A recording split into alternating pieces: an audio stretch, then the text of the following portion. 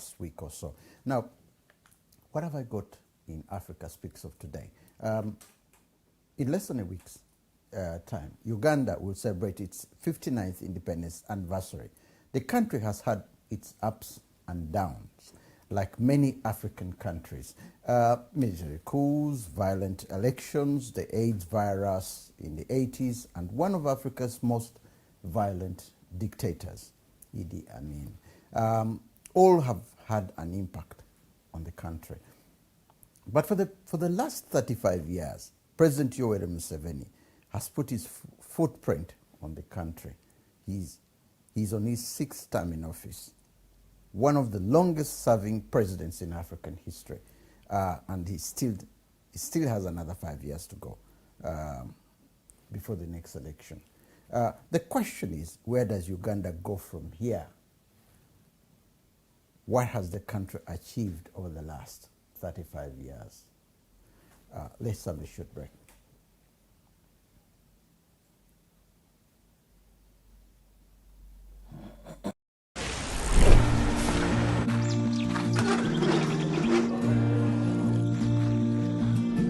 At World Remit, we understand what the journey is about, how it can sometimes take a little distance to bring us a little closer together.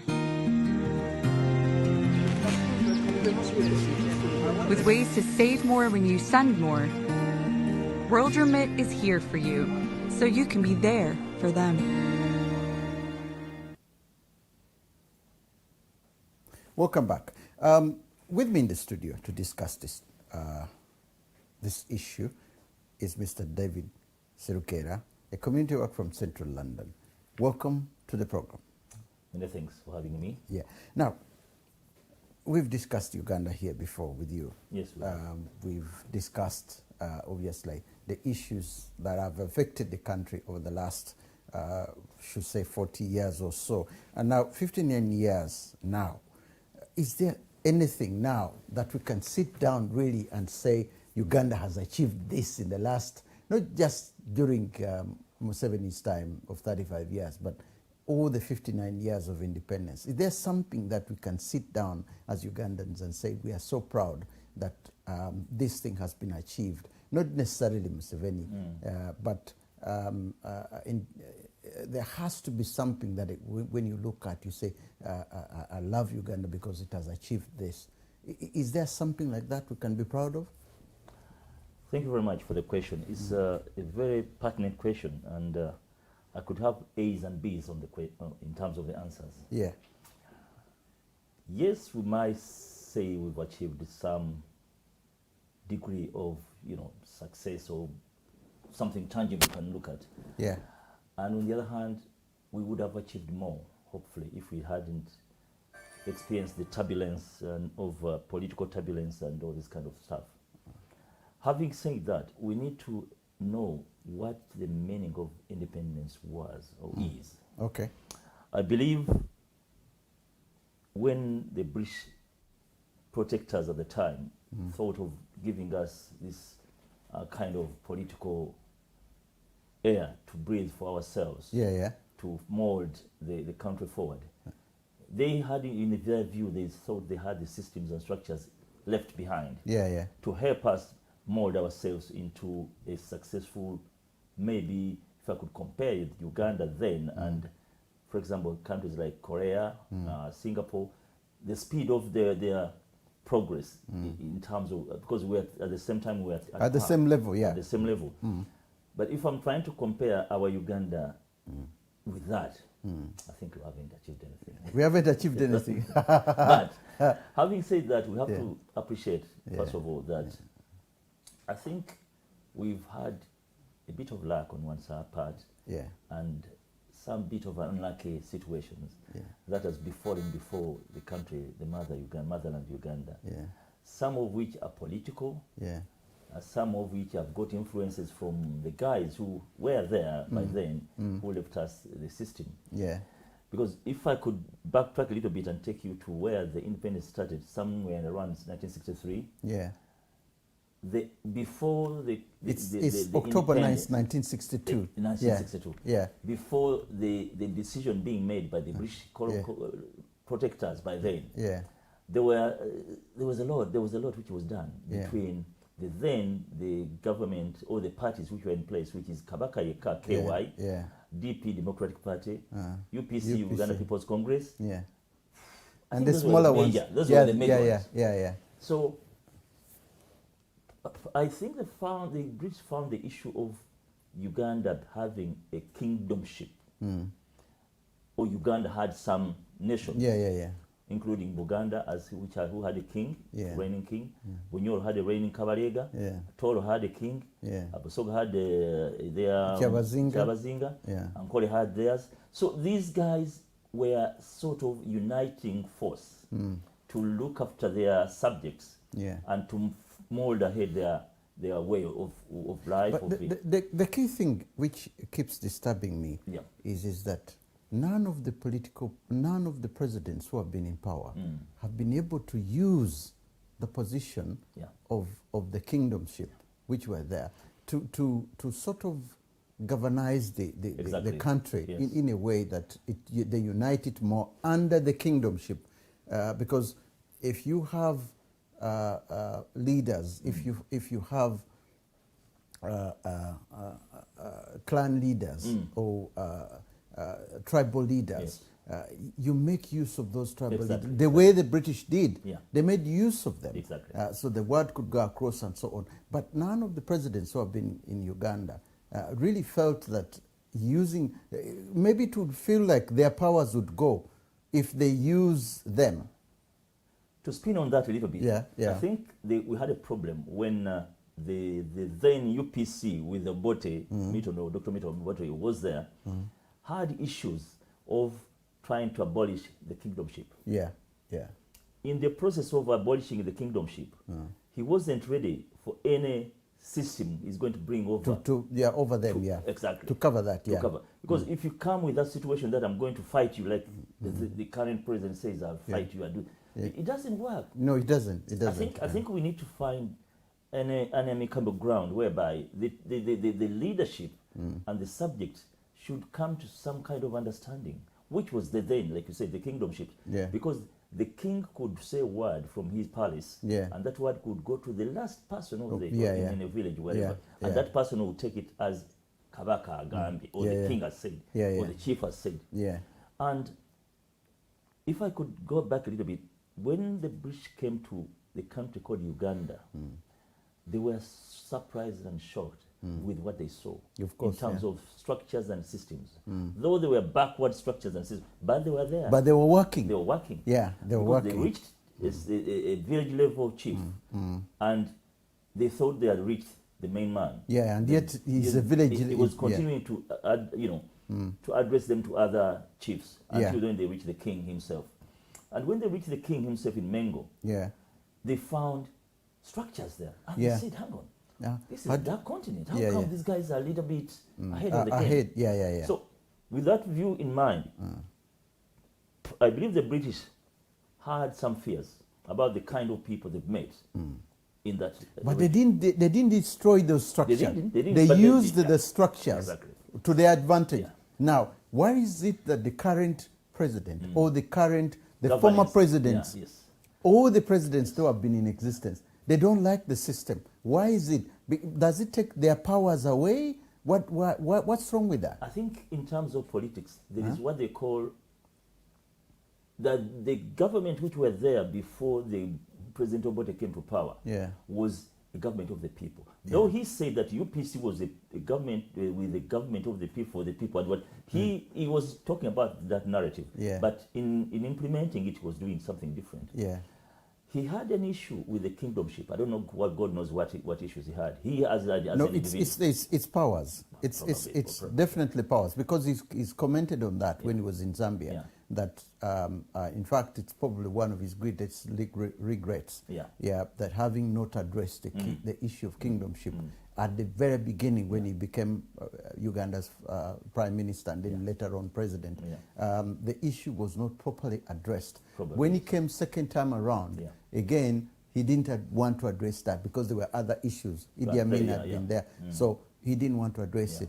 But my main worry with the whole point is that even today with Museveni's government and with the previous governments that have been on, the structure of decentralizing power in Africa. It's not just in Uganda, because I've seen this in Nigeria, Ghana, and so on. Every time I talk to any of those, they look at old structures as if it is, as Chinua Achebe once said, things fall apart.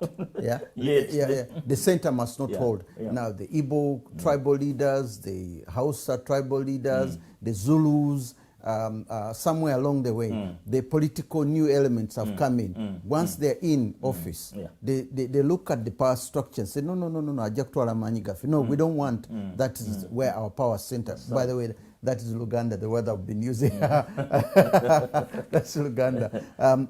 Our power will go. Yes. Now, I have to control the power. Exactly. I am the president. Yes. Everything comes from me. It's centralized. It's here. Yes. So the power structure is in a state house. Yes. It is in the government, parliament. The parliament becomes as if it's a laughing stock, For example, today Uganda. Yeah, but it's being used as a power, because when laws are being changed, they said we're going to get served like the land issue now. They're trying to bring it to parliament because they know they have the majority. They will walk away with it because they are saying, look, in future, if things are going to change, you said, yeah, but you're in parliament.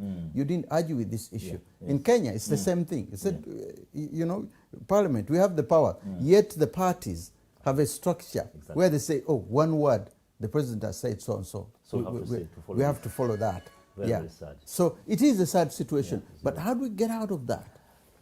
I think we need to grow up a little bit in terms of politics. When I say grow up, I think most of the leaders we have, including the incumbent leader, they know what they're trying to do. Deep when they sit down and sleep over it, they know what they're trying to do. Or they know what the mistakes they've made.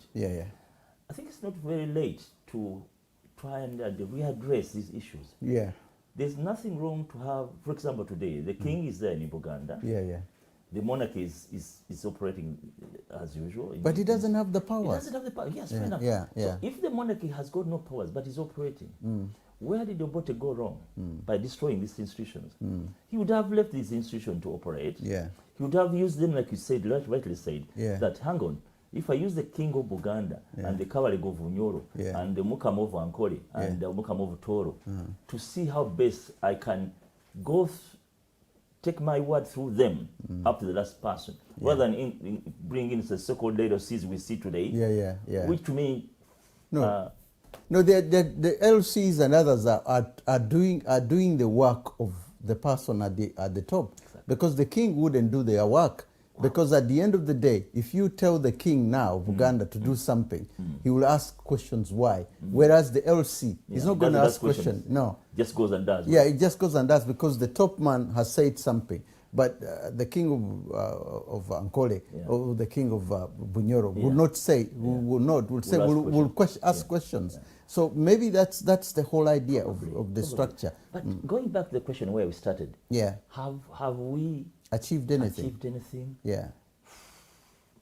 If we were 10 million when I moved out of Uganda, I left 10 million as it's now 40 million. Now it's 45 million. 45. So we have to equate the narrative of have we achieved anything in terms of the population growth and in terms of income per capita and in terms of so many aspects. Maybe that's what we should count.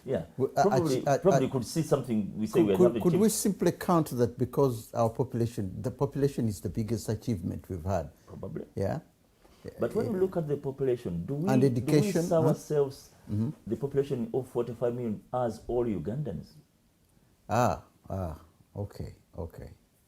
Because I understand Uganda today is one of the biggest recipient of the refugees from all over the world. All over the world, not only Africa.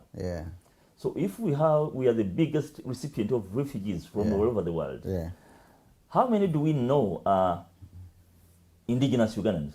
Well, Uganda has got different countries. To be Uganda, you have different countries. But you could find that probably 30 millions are the Ugandans.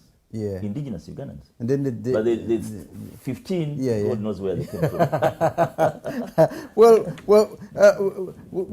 We hope and pray that there could be improvement left and right, and maybe after 35 years, the president has begun to have light to see changes that is, because the promise he made even during, I think, NRM Celebration Day, he put up quite a huge promise, and I do hope that he will follow that up. Now, the issue of succession is another thing which is worrying not just me, but most of the Ugandans. The country has been stable for the last 35 years under his leadership, but there is the ups and downs of within the national resistance movement. And I asked that question to Katunji, one of the NRM people I interviewed. Yeah, he was here as a former journalist here in London, and he's back in Uganda. So he was here 2 weeks ago, and we did a program with him. And the issue of succession came up. And he said the NRM is very well organized, and there won't be any problem to get whoever comes in to succeed. But as a Ugandan, when you look at it from that angle, would that be easy? Because the infighting within the party itself could probably cause something to happen in the future. I'm not very conversant with the party NRM. Yeah. But from the outside where I sit and watch and observe, I think they may have a problem which they don't realize is there. Yeah. The earlier they address it before it explodes, the better. Okay. Given the other circumstances happening to other countries, like because they might have two camps. One camp supporting the son or something, another camp supporting another candidate. There is a rumor going around that there is a young man who married a daughter of the incumbent. Who has got some interest. At the same time, the other group is sort of supporting the son of the incumbent. And there are those who don't support any of them. There are those who don't support any of them, and they've got their reasons. So having those kind of rumors moving around, I'm not saying it's the right thing they're saying, but anything which comes out of the rumor mongering sometimes gets some kind of, beef, and because it's a leak, it comes from inside. Exactly. Yeah. And the young man who married the daughter of the incumbent came out recently and started talking about, he's making programs now. So he's trying to position himself. Saying, here I am. This is my background. This is who I am. This is what I've achieved, and I'm ready to. It's sort of selling himself. Okay. I saw one of them say, "There's something." No. So, I think Ugandans in general, they need a peaceful country. Yeah, of course they do. Yeah. Talking about peacefulness, I don't think the Ugandans of today, in general, a majority of them are having peaceful Ugandan, or they are experiencing a peaceful Ugandan. Yeah. Because when people have got issues like not taking their children to school for 2 years, people have had to go through the HIV scourge, AIDS. They went through these turmoils of wars, where people are displaced, they are dislocated from their homes. So by the time when they started having some kind of hopes that we have been liberated, and these are the expectations they've been telling us, in return they are getting the opposite. So that drives me to a question of saying, are we peaceful enough? Okay. There's no country which is peaceful, but are the people relatively peaceful? As Ugandan relatively peaceful? You could say yes, because the borders are guarded. Because people are being bundled in what they call what is it? What is the word? This is the word they use with these matatus. Matatus. Drones, and someone being released on a legal platform, and then it's bundled into a car in front of the gate of the prison when the cameras are running, and someone who's doing that has no sense of what are the people going to say.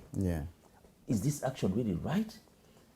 Because the person went through the process of the court of law, and the court of law said, yes, according to what you have submitted to the court, to the bench, we feel this person is not a danger to the state or to the society.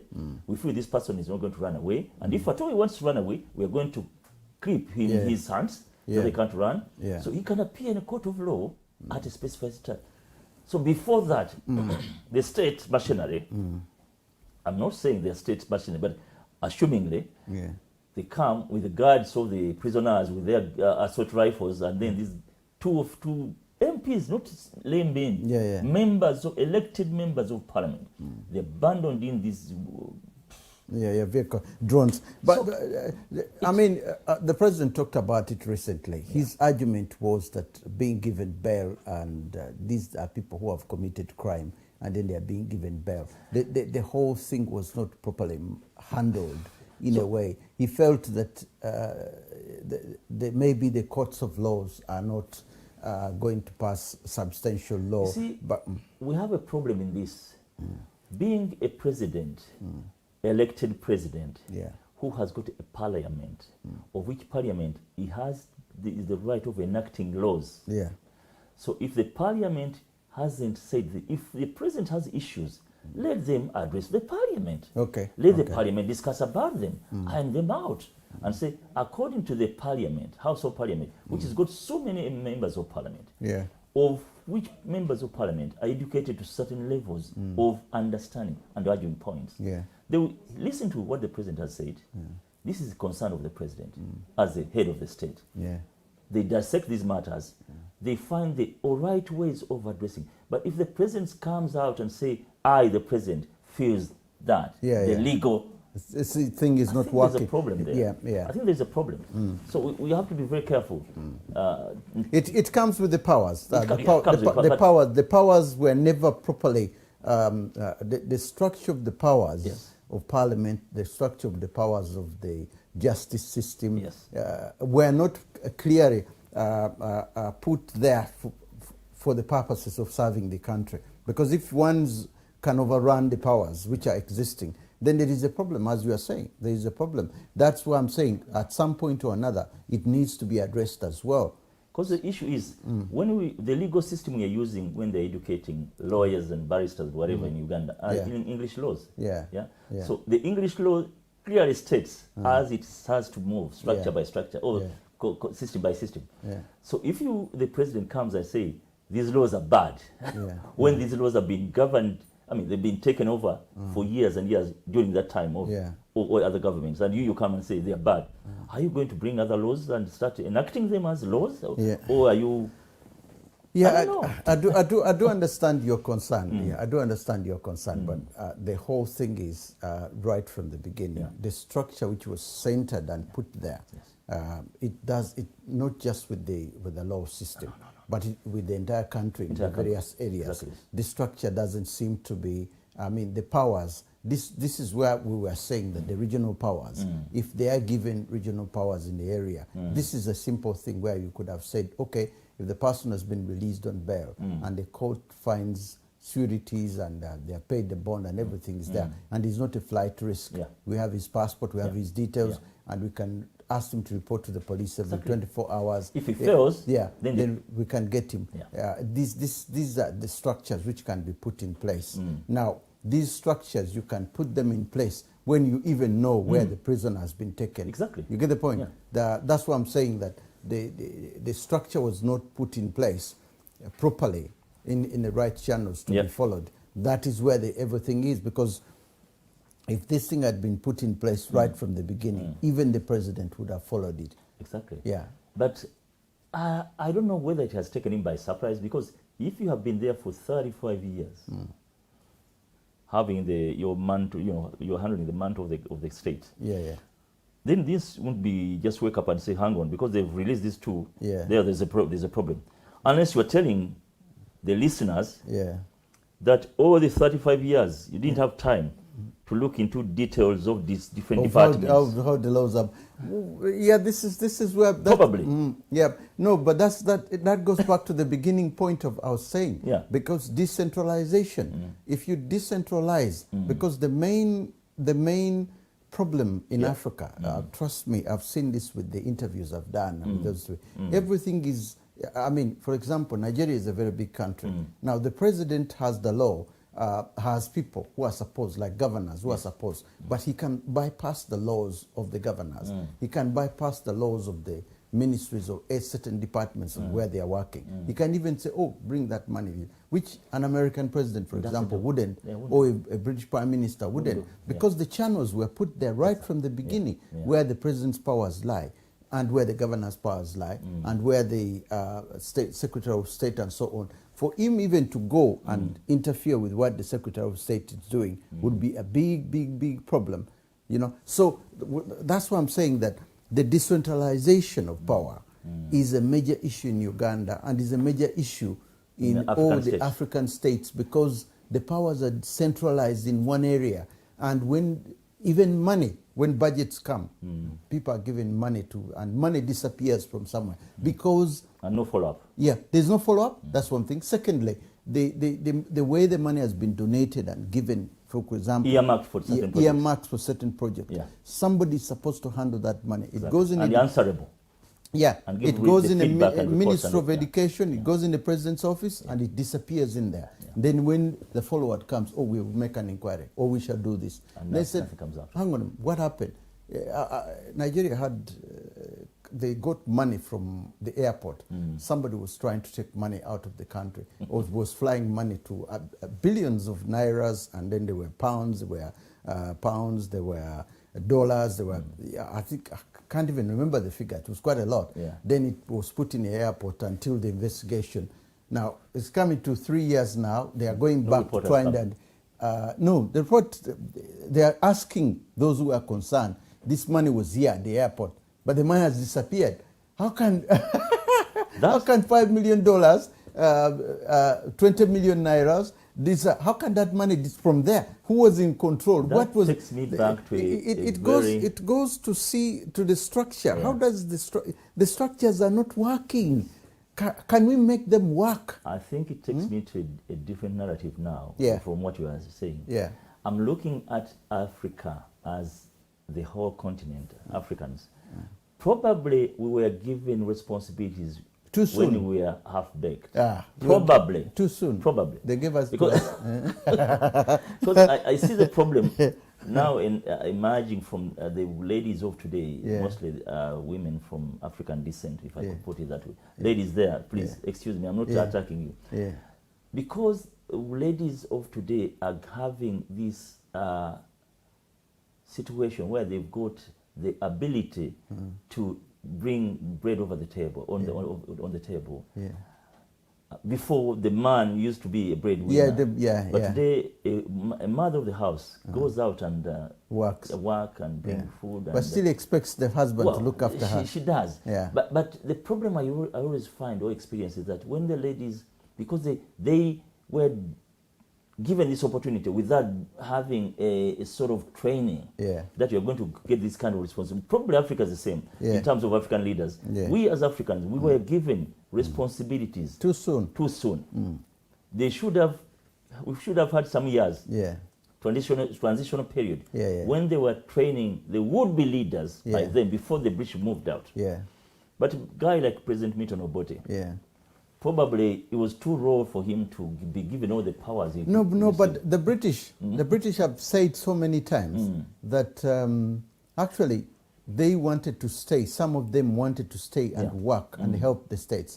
But the Africans didn't want them. They were actually saying, no. In fact, now this country belongs to us. You've got to go. So they said, oh, okay, this country belongs to us. So the British would have remained in so many other institutions, but several African countries didn't want. They didn't want them. Greediness and greed or whatever. There's quite a lot. But then they said, look, I can do what you are doing. I mean, if you show me what to do, I'm an educated person. I can manage a company. But you don't have the experience. But you still say you can manage it. So in the end, they said, okay, if you don't want us, then we have got to go. So many plants and companies were being run by British. In the end, within a year or so, the management structures were changing. And on top of that, the Africans who had taken over power, of course, the entire family structures were coming in. His brothers would want a job, his cousins would want... Nepotism was kicking in. So in the end, they said, okay, that's up to you. We're off, So that was it. But they would have said, no, Because once you've given somebody the independence, like me, I've given you the money, and then I start telling you, do this with that money. And they'll say, hang on a minute, you've given me my money. The money is not mine. Yeah. You know, I have the power to do what I want with that money. So that is how the structure didn't work. I want us to go back. Let's look at Museveni's legacy. The legacy he has. He went to war. He won the war. Yeah. Ruled the country. He has been the president for the last 35 years.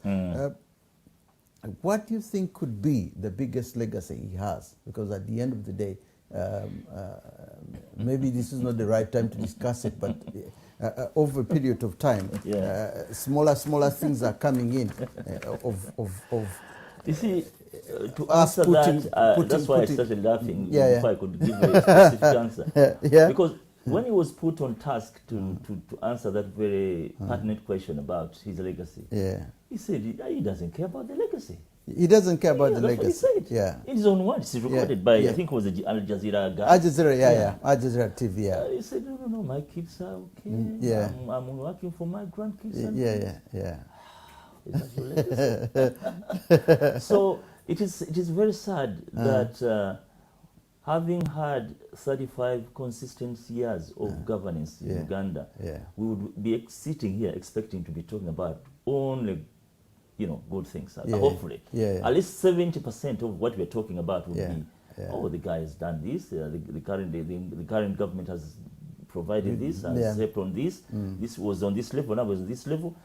But when you look at it, when I interviewed Katunji here, one of the things that he actually said were not one of the things, several of the things that he said. The hospitals, for example, was a major issue. There are so many smaller referral hospitals in almost each town.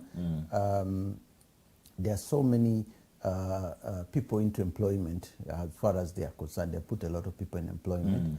And we being outside the country, we don't actually get the proper picture of what is happening on the ground. But there's a lot of freedom, for example. That's a major issue. You can discuss anything you want, and nobody's going to arrest you or anything, which never happened in the previous government. There were quite a number of other things, but the key things were the hospitals, the roads, education, obviously, and of course creating a middle class, which is coming up. So many people have been educated on the political structure, and even the voice, the biggest voice at the moment. The Chagulanyis wouldn't be talking if it wasn't the freedom that is existing. They wouldn't, regardless of the other things that are happening.Maybe that's what he looks at as the president's legacy. Maybe. But I think we have a lot of expectations. We had a lot of expectations. I particularly myself. Because I was very lucky to have met him when he was still in UPM. I met him before. I met him. I met him after. Sorry, I met him after. I met him when he was campaigning for UPM. And we sat like we are sitting with him today. He was a very convincing guy. Very convincing. He still is. He still is. And I was one of the first LOCs of my village, Makere to Zone C. So we had a lot of, like I'm saying, we had a lot of expectations with the current governance. But probably like any marriage happens to become a little bit too big for the family or something of that sort. But having said that, I think we need to reflect on what has failed or what has made the current government failures. They have to look at them and see how best they can correct that. Now, another issue I discussed at length is also to do with the people around him. The first several governments he had in his first parliament and second parliament were very consistent and were hardworking. But over the years, the people he has had, in fact, he sat down. He was asking for something, and they gave him the wrong answers, and he said, "Oh, you see, this was one of the meetings he had earlier this year in regards to handing authority to the health service and where they were supposed to take. I think they they were supposed to take some medicine and also to take the masks, yes. masks and so that and blankets, blankets, and then nets. I think mosquito nets. Yeah, and then he said, look. He said there was a figure that was put down and blah, blah. And then they were giving him a different figure. And then he pointed at them and said, you see, this is what I have in mind.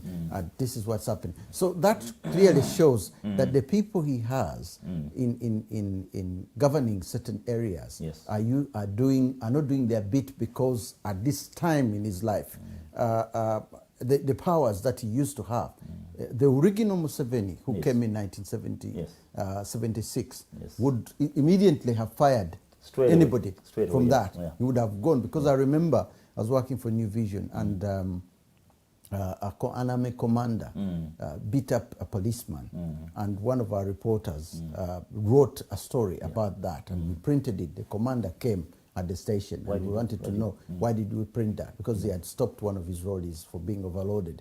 And so we were all shocked to say, oh man, the man has come here, he's got guns. But the next day we learned that he had actually been demoted, and it was all over the news that the commander, the president had actually taken action there and then.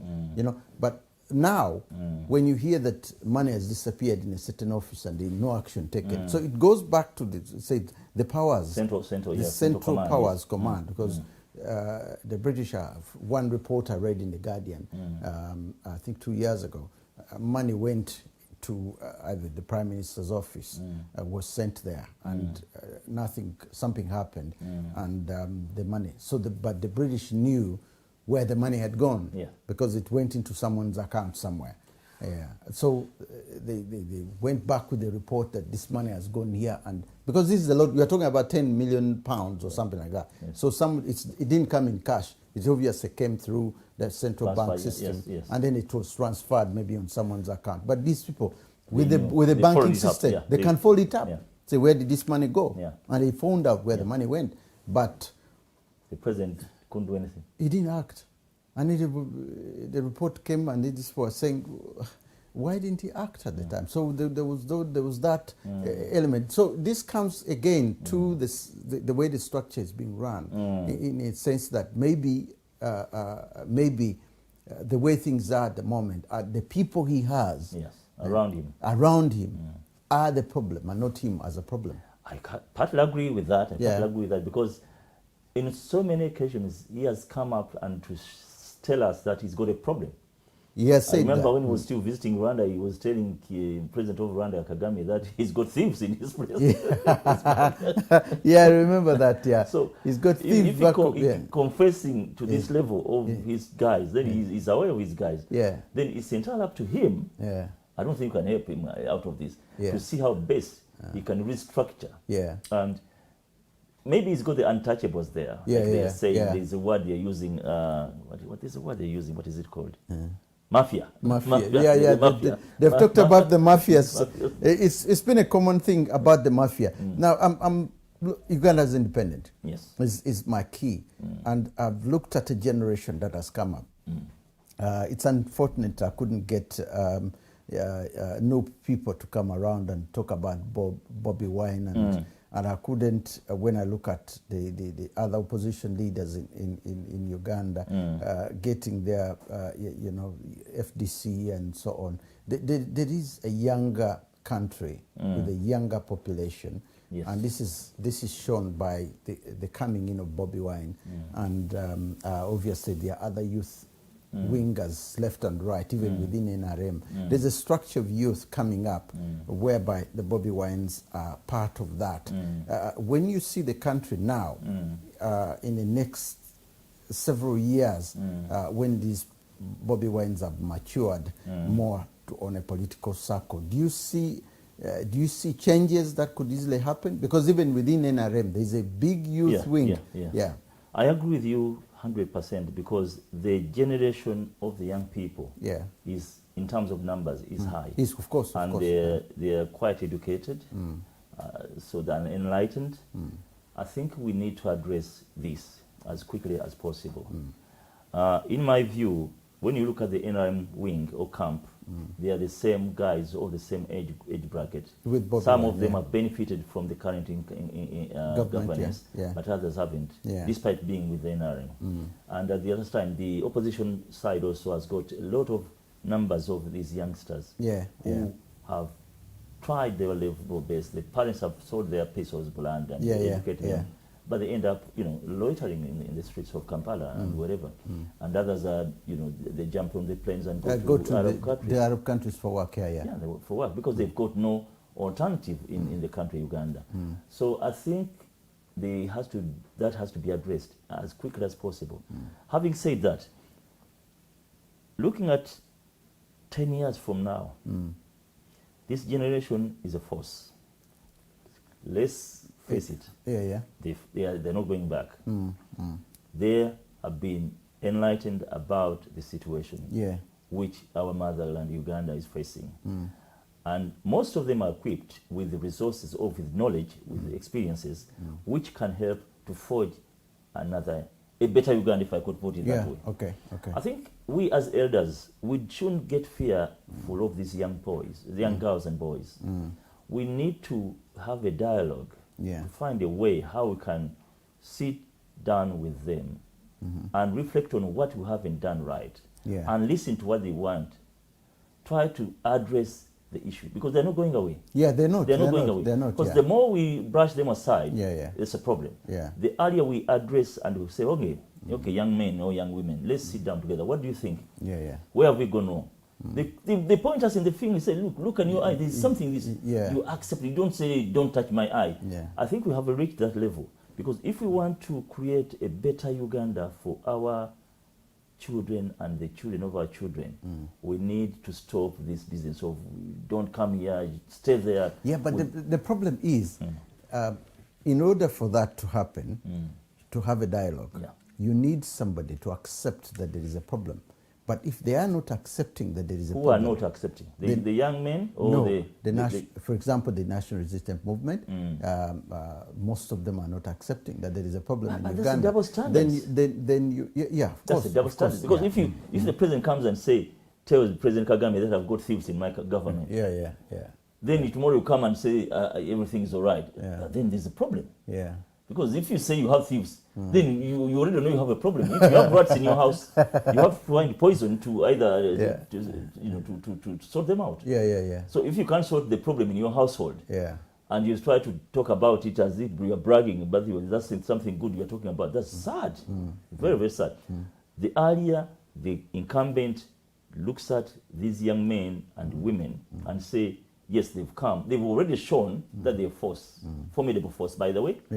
And much as the other NRM party is trying to inflict the NUP to sort of... but then this is what I look at, and sometimes it confuses me, because I've looked at FDC manifesto, and I've also looked at NUP manifesto, and I've looked at other parties as well, the smaller parties that are coming up. When you're talking about the youth, there's that element of, okay, we've given him positions. And NUP is a very good example. They've got quite a lot surrounding Bobby Wine, and he himself is a force. But the structure is such that, okay, if there is something you can show that this is what I want to do for the young people, for the others not to fall in the same category that I fall in when I'm looking for work, and go to FDC as well, Kiza and the others to come in as well and say, this is the major project that we have that is going to help us. Because I'm looking at all of them and I'm saying, you're also not coming up with ideas of what can be done, because it's not a structure. The government can't do everything, obviously, but there are other things that can easily be done.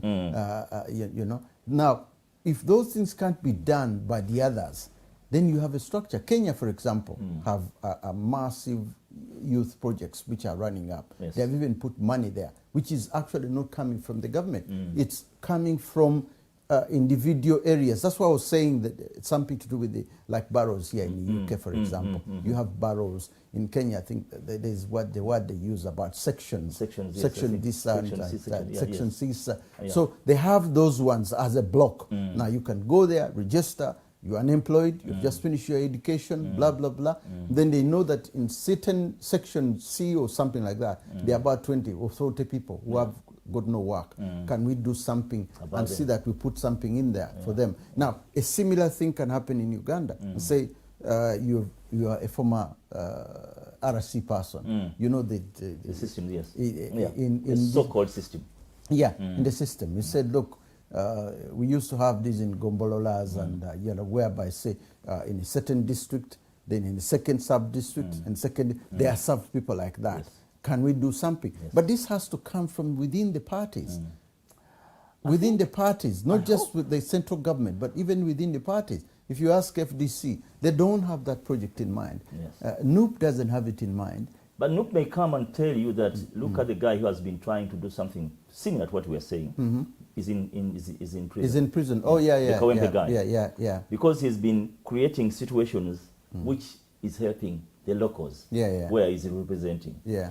And probably the government didn't like it that way. Probably is one of the reasons why he's in prison. Yeah. Because if you look at so it's much... Mohamed Segiri. Yeah. If you look at the Bonaba Gagawale, Bonaba Some, all these kind of projects that have been created, wealth creation, where's the money ends? Well, this project should be there. Because the president goes to Kawempe and the showcase what the youth are going to do in terms of plumbing, in terms of furniture making, in terms of welding.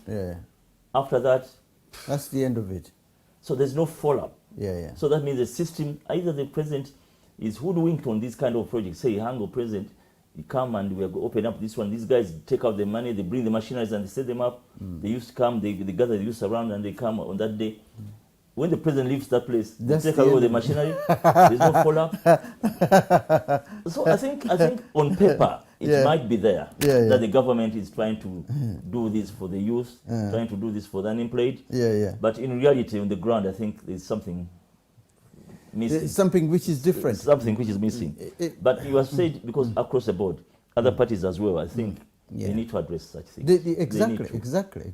Because if the incumbent governance is failing in this, you come up and say we have an alternative here, and either start implementing that alternative, so that people can see, these guys are planning, of course, these plans, and they've outlined their program, and this program in terms of farming, in terms of dairy farming, or cattle rearing, or name it, or bricklaying. There's so many projects they can entice the young people to. It may be money. Money could be a problem. There isn't enough, because I think let's not look into money issue. Once you come up with a program or project, you of course you work out how much you need to run that project. Then you start also looking at the ways and means of sustaining sustaining and raise. And if they came up with these projects and they started to look at the international and local investors, probably they could invest in this project, but they haven't come up with one, like you said.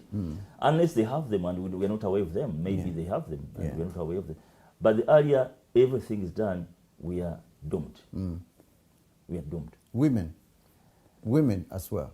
But the key question is also, because we are talking in terms of men more in the youth.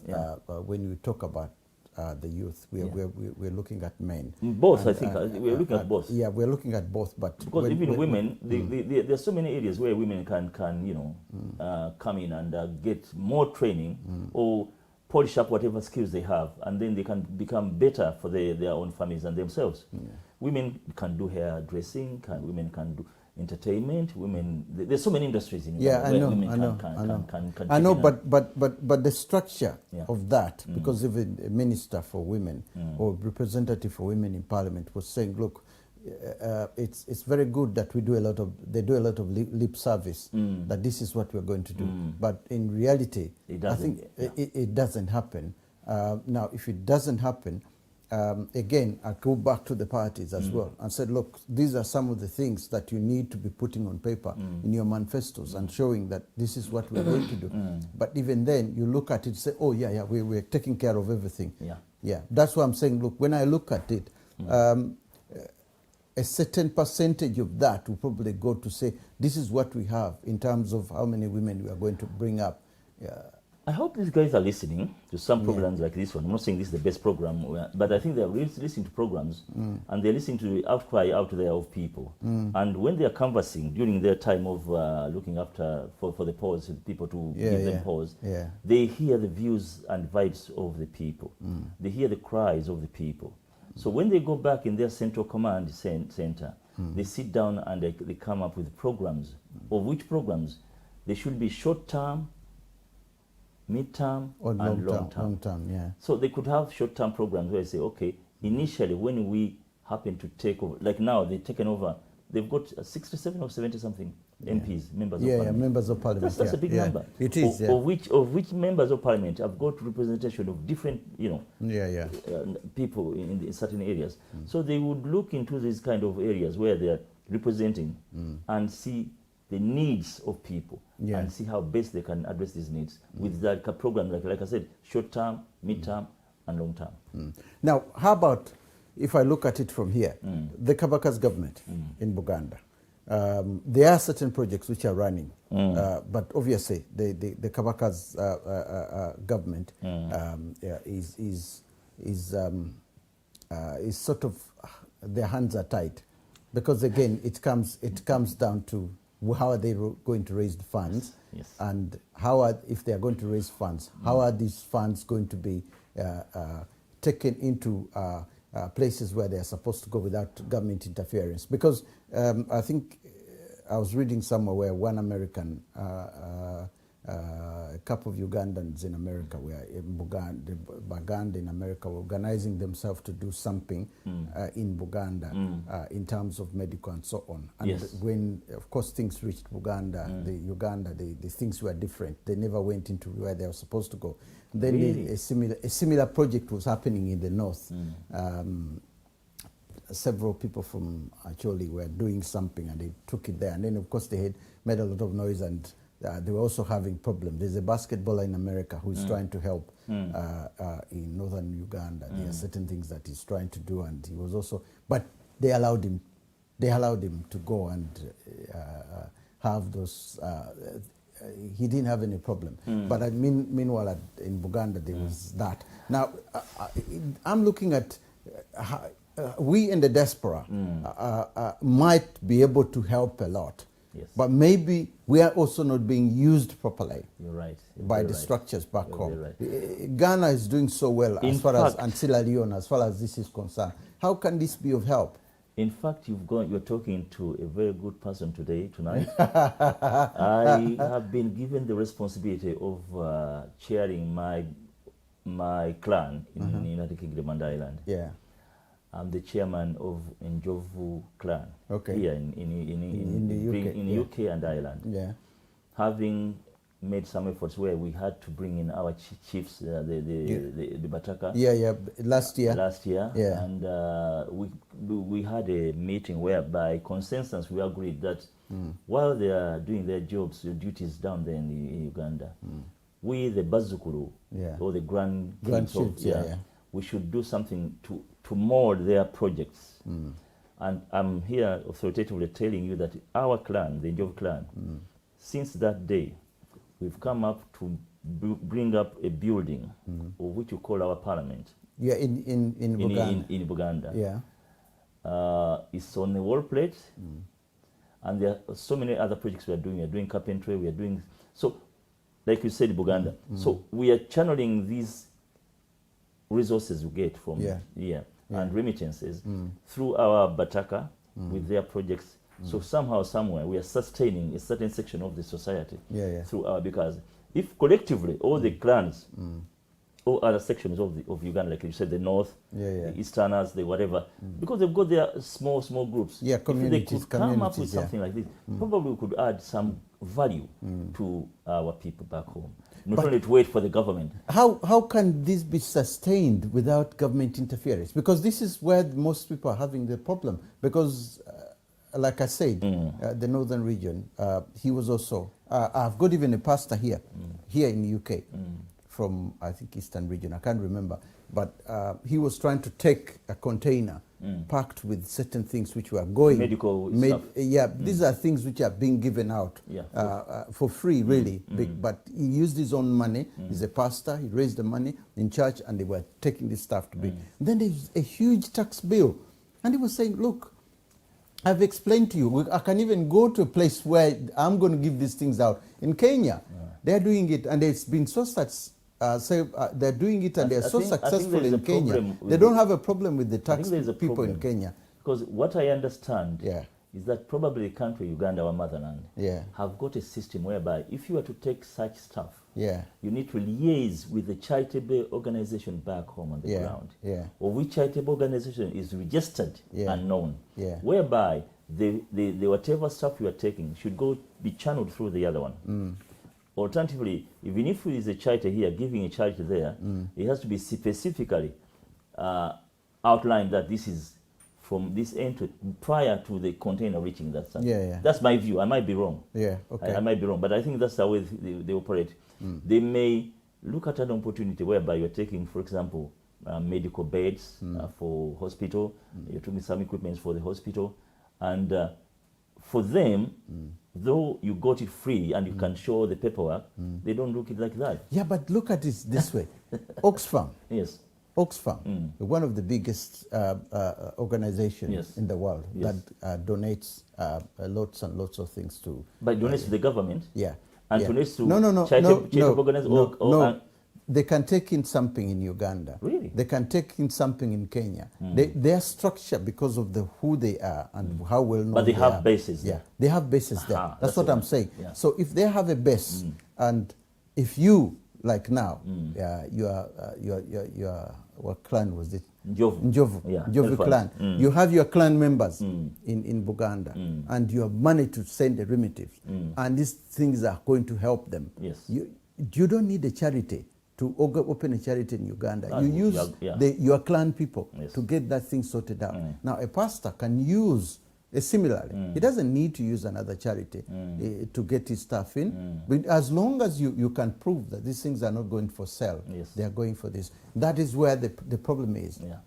Because they will tell you that, no, this thing is not going for charity. It's going, you are going to sell it. And because you're going to sell it, then there has to be a tax on it.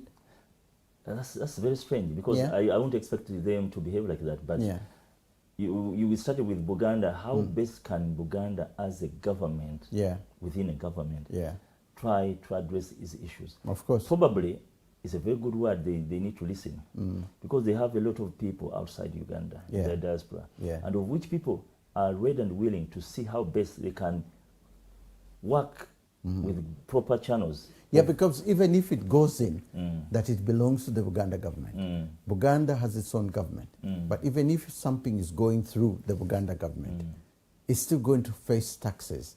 Really? Yeah, it's still going to face taxes. Because the structure of it is that if we allow Bunyoro, if you allow Busoga, if you allow all this regional kind of thing, as far as they are looking at it, they are looking at this as the taxes are supposed to help the government. They are supposed to be dealing with the taxes. That's why they put too much emphasis on it. Because I don't know how the whole system operates in terms of that. So they're looking at taxes. They are looking at taxes. You're looking at ways in which to help our people. To help the people, and however much you're going to argue that, because I remember the last time I attended the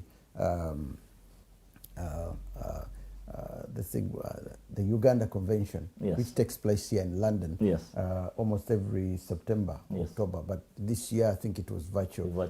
So, but people came in. Several speakers were on the stage with the minister. I think of minister. The minister was talking about taxes, and he was talking about how well Ugandans can be helped. And I think it was the governor of the bank and the minister who are starting the panel. And of course, people were bombarding them with questions. And these things were all coming up. Said, look, you are the people who have a problem. We don't have a problem here. We want to do something. But how do we do it? How do we do it? And you are telling us to go and invest in the country.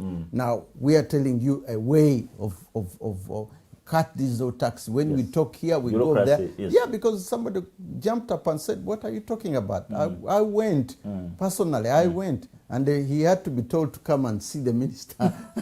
And he said, look, I went and I wanted to open a clinic. I wanted to do this. And, you know, he's a medical doctor. Him and his wife are doctors from US. And I think they are retired now, but they wanted to take their services to Uganda. Yes. I think his name was Kizito or something like that. They wanted, and then they reached Uganda and they whatever things they want to do, there was a structure there. Then they gave them, I mean, these medical equipment they were getting for free from the previous hospitals where they were working. But these things are still durable, they're still workable. Exactly. Yeah, in a working condition. And said, look, we're willing to do A, B, C, D.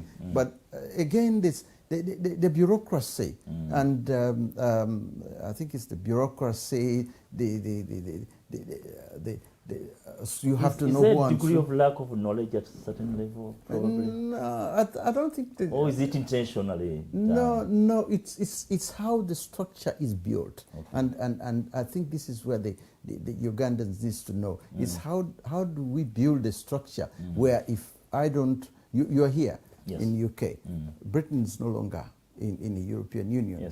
The bureaucracy has been, the trailers that are going to be coming from Europe, and you know there will be a lot of paperwork to be done. Now they tried to find a way, make sure that, because originally somebody would just drive through Europe on a trailer. He doesn't need to. Everything is already worked on by barcodes. They have a barcode here, they have a barcode there. The trailer just walks through.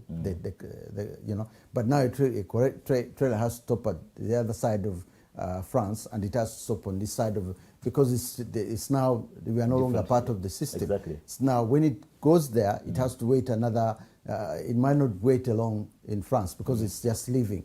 Now it comes to the UK side and they have to wait for another 2-3 days before they say, no, we need to assess everything coming in. We need to make sure we know. Item by item. I mean, now they had to find a way of saying, no. I think what we need to do, we go the other side on where something is being bought. And we do everything. Everything is dealt with so that the person comes at the border. Just goes through. And then Europe is also telling them, no, you can't do that anymore because you are no longer part of us. You can't send your people to come in, and because we are now a different. So that now they're stuck. They're stuck. Said, no, you used to do it. It was okay. But not anymore. Not anymore. So we can't let you come in and see how goods are dealt with before they cross your border. You do that at your border because that's your border now. Now that is where the bureaucracy thing is. So everything has come back to the people who are importing. Give us all the details. Give us all these. So by the time the things come, the government has known maybe a week or two in advance that David Cerukera is going to import this, and that someone is at the border to ensure that, you know. So the structure is really killing them up. You know. Now to go back to the Ugandan thing, it's the bureaucracy involved. I think it is. I think it is. And how do we overcome that then? Wherever there's a problem, the answers. Wherever there's a problem, you have to find a way of solving that problem. Of course. So I think the current government has to look at those issues being raised from left, right, and center, and see how best they can be addressed to smoothen the delivery of service, to smoothen the outsourcing of. But remember, they have to agree that there is a problem. They don't agree. They are not agreeing that there is a problem. Now, how are you going to convince them that they have a problem?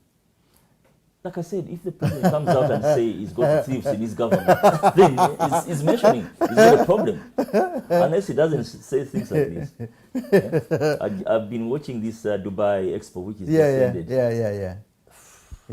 Yeah. But they say ours was the third in terms of scoring. Ours scored third, our stall.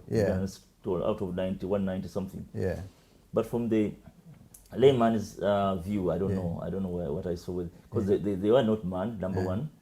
There were a few items there which were displayed.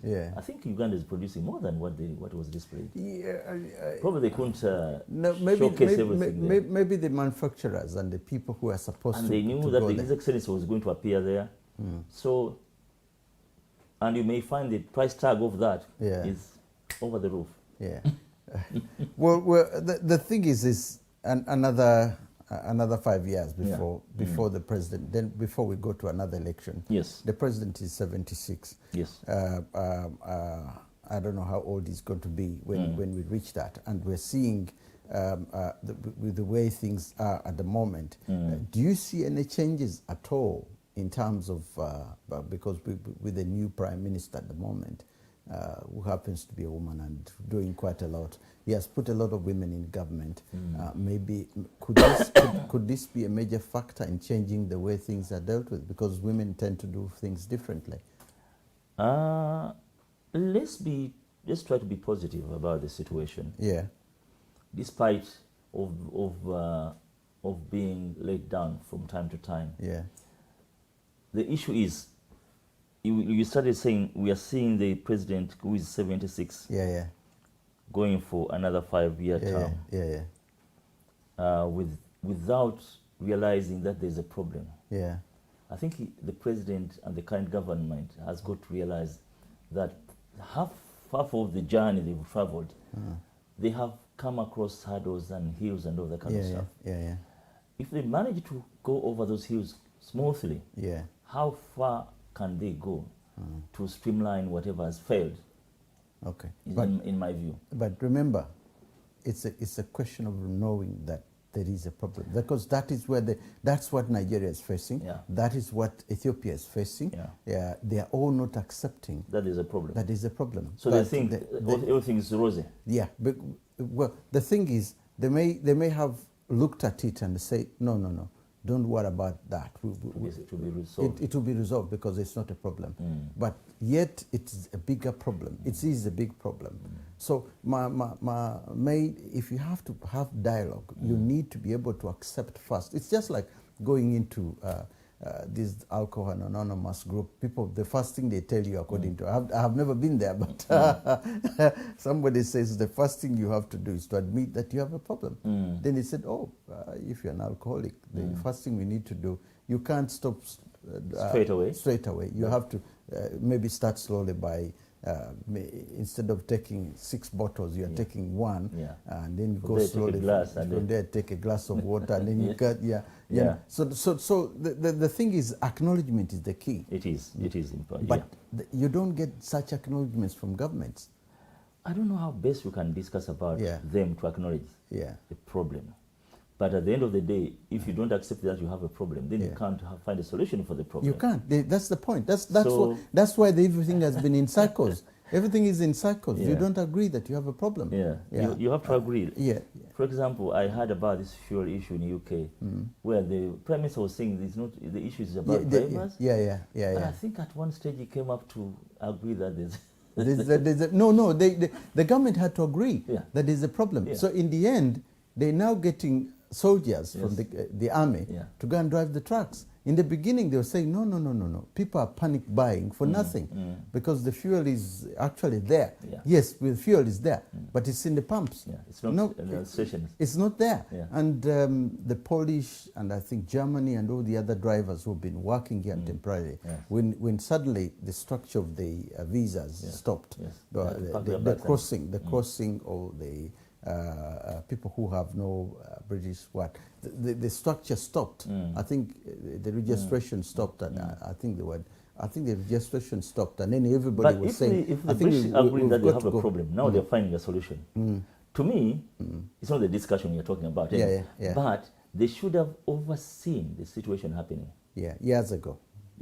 Because they knew when they implemented we are leaving Europe. They won't allow us to see this happening. They would have had some support systems already. But anyway, that's not the issue. The Labour Party is exactly saying what you are saying. They should have seen this before coming. But anyway, they are finding a solution to it. But we are not finding solutions to the African problems.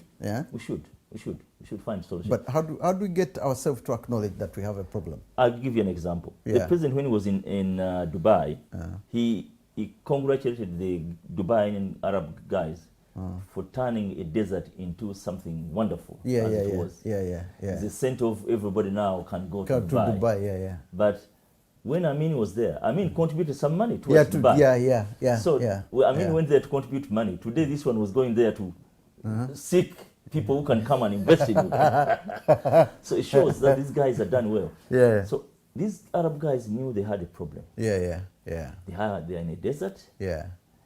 The desert is very hot. Yeah. It's full of sand, but they have something wealthy, which is oil.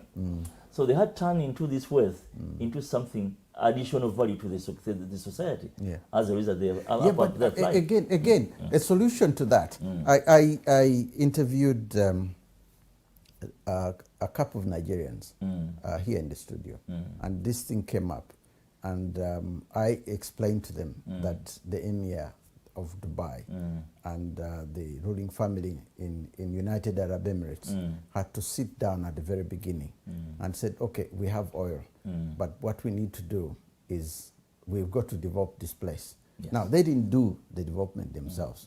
They came here.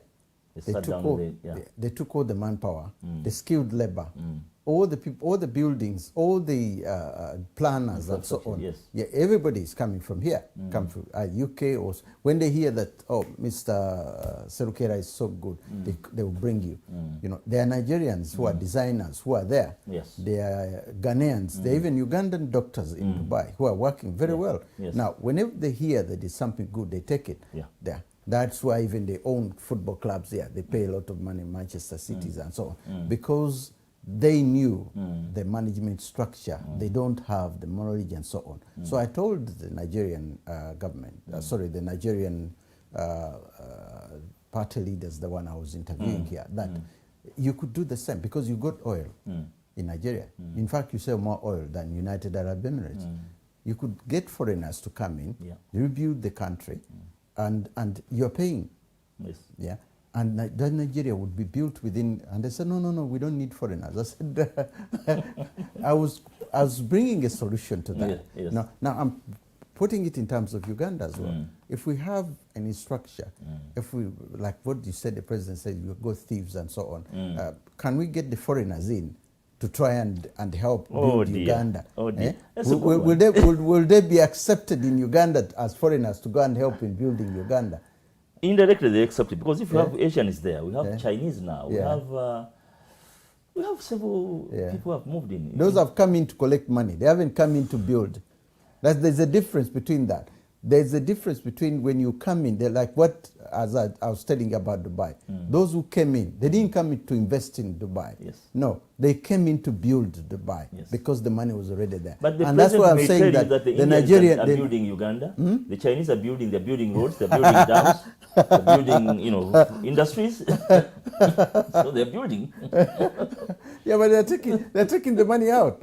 They're coming with their money, and as soon as they come in, they're given 5 years without taxes. Yes. Yeah, and then the next 5 years, they're clever. Within 5 years, 2 or 3 years, they would have made their money already. Exactly. And then they packed their bags and said, we haven't made any money. Said, oh, we can't let you stay and our 6th year without taxes. That's what they did to Zambia and other, they come in. That's why Tanzania is stopping that. They say, no, you come in, we look at your books, you have one of us there. The moment you make the profit, we take our money.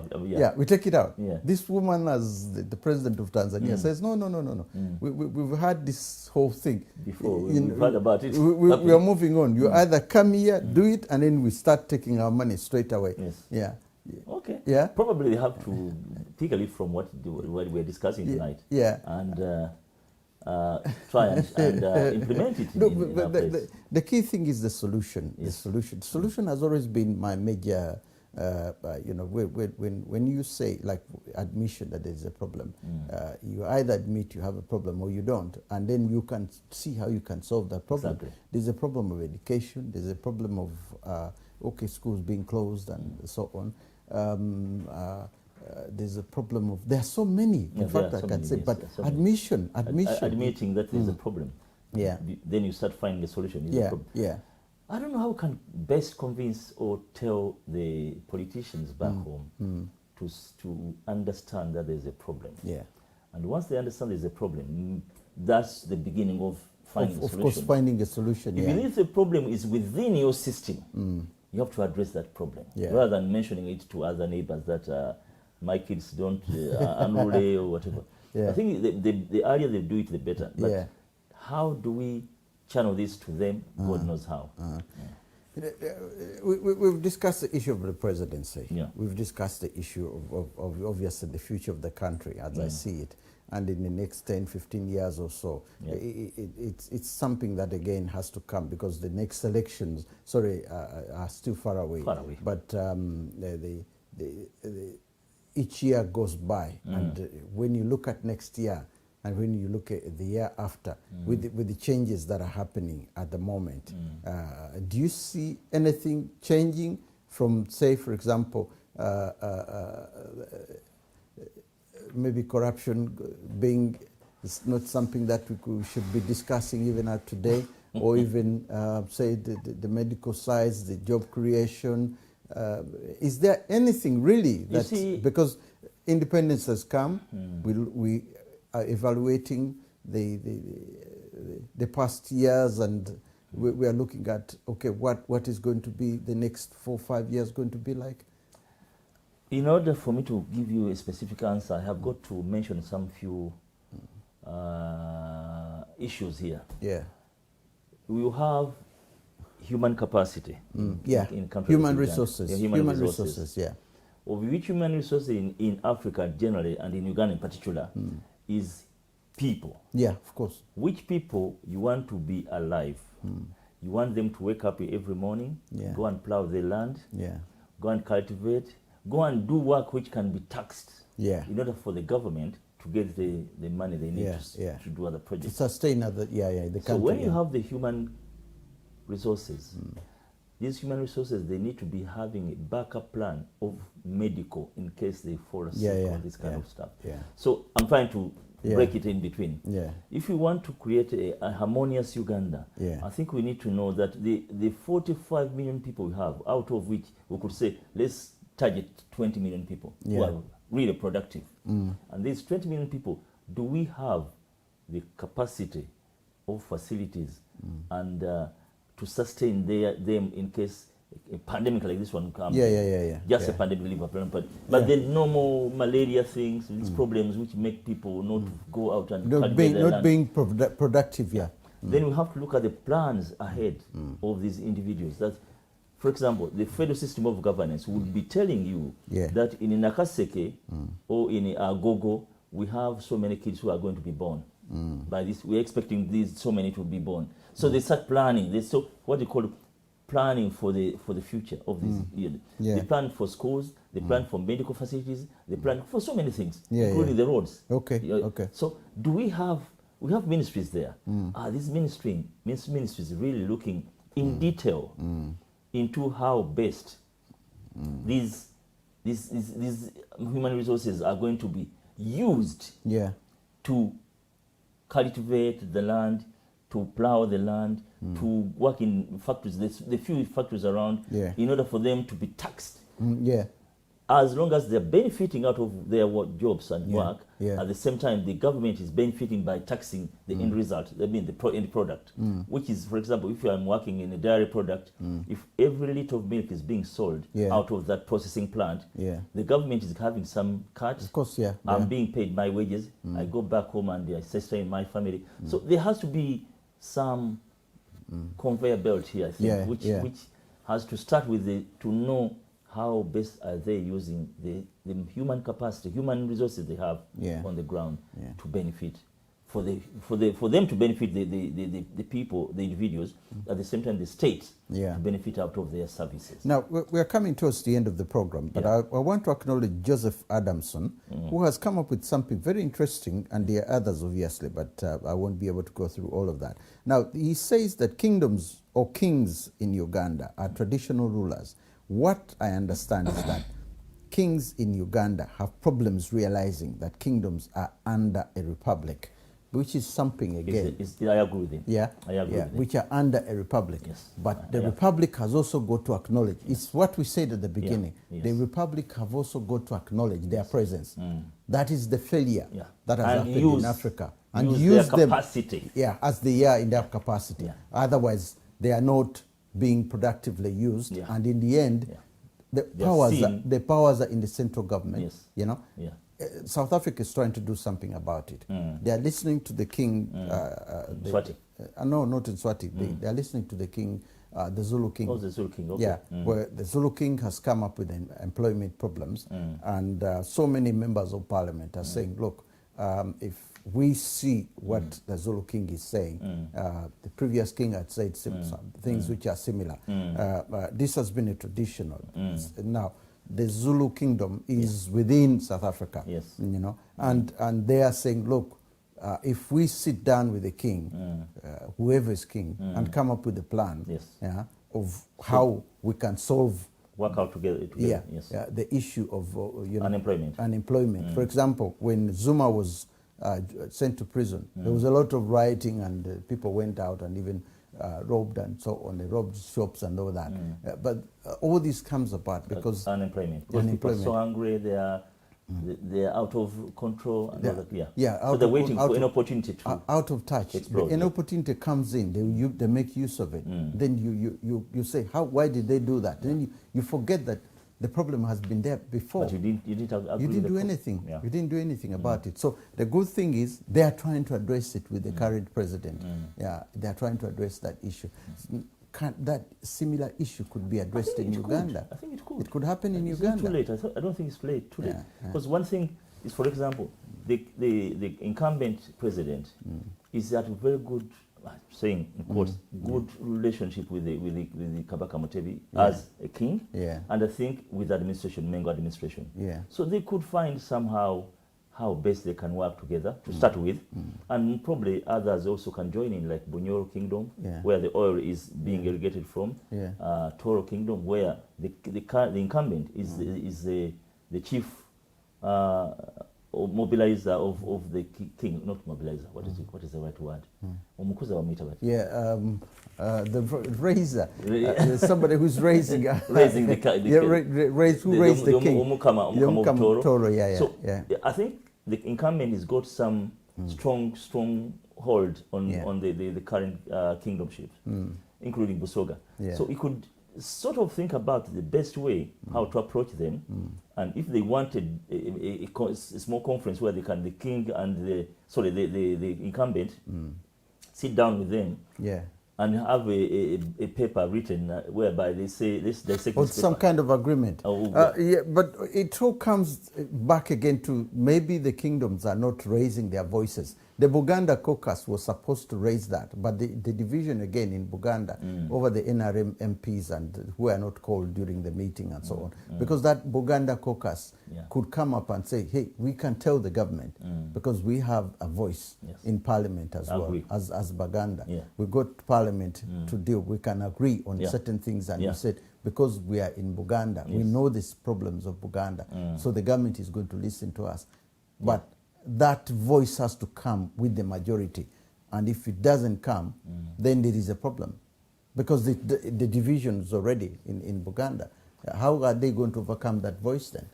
Should we say that Buganda as a government or as a kingdom is ready to talk to the central government? Then the central government hasn't knocked on the door? Or should we say both parties have got to come to some kind of understanding and see who starts with, whether it's Buganda government or Bunyoro government, Bunyoro Kingdom or Toro Kingdom, you know, to say we feel this way, not to wait until the oil is being irrigated in Bunyoro and start reacting. No, but I think it comes with noises. If you make noises, sometimes people they will listen. But if you don't make noise, if we don't make noises, you can see noises being made here. They are blocking roads because of the M25 has been blocked for quite some time because of the planet. But noise can be made in this country, but back home you can make noise. You try and make it as well. Now, before we go, I just want to acknowledge World Remit, the sponsors of this program, and Omega House, Multimedia House, also for doing quite a great job of organizing this program, and I do hope that you will continue to do that with God's prayer. I want to thank you very, very much for coming here to discuss Uganda's independence. I mean, it's well, I don't know.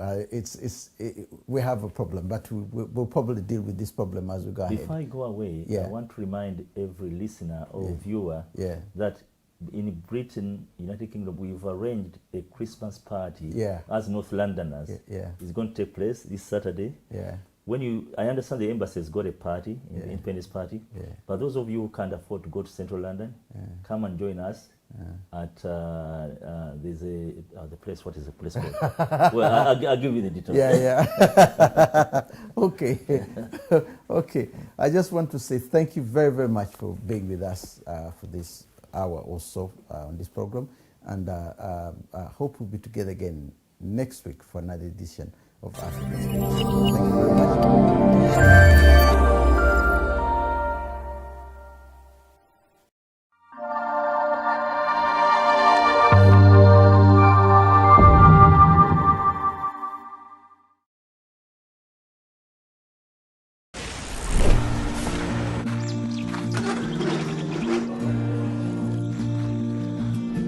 At World Remit, we understand what the journey is about, how it can sometimes take a little distance to bring us a little closer together. With ways to save more when you send more, World Remit is here for you, so you can be there for them.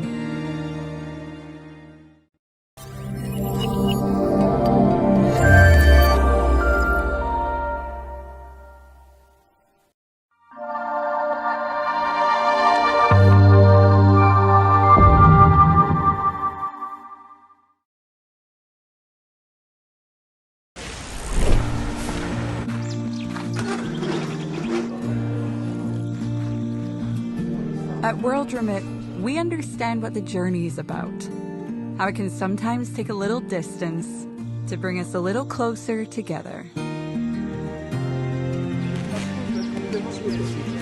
With ways to save more when you send more, World Remit is here for you, so you can be there